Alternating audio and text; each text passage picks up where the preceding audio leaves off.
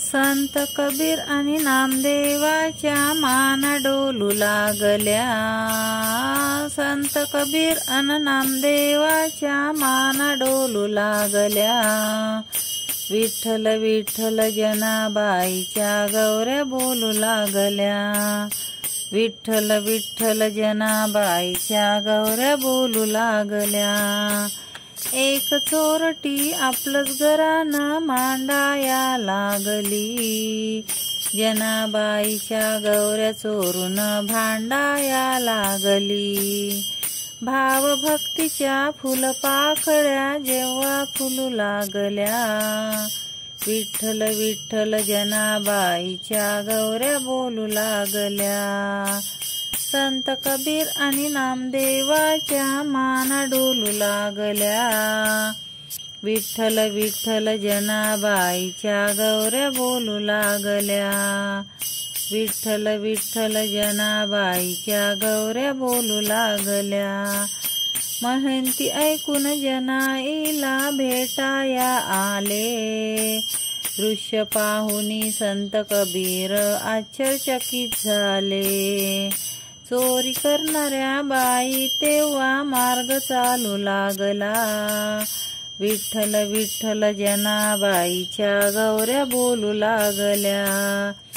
संत कबीर आणि नामदेवाच्या माना डोलू लागल्या। विठ्ठल विठ्ठल जनाबाईच्या गौऱ्या बोलू लागल्या।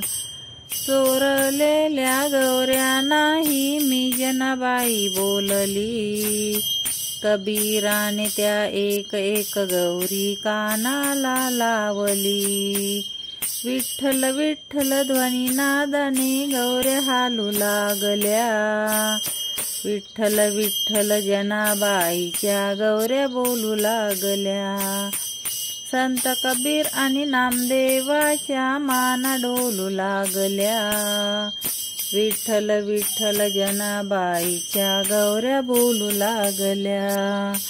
विठ्ठल विठ्ठल जनाबाईच्या गौऱ्या बोलू लागल्या। धन्य धन्य माऊली खरी तू संत कबीर बोलले। लोटांगण घालून चरणी डोलाया लागले। सोपान दासा भक्तीच्या भावना खुलू लागल्या।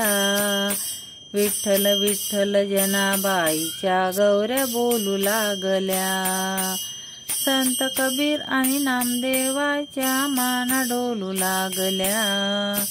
विठ्ठल विठ्ठल जनाबाईच्या गौऱ्या बोलू लागल्या। विठ्ठल विठ्ठल जनाबाईच्या गौऱ्या बोलू लागल्या।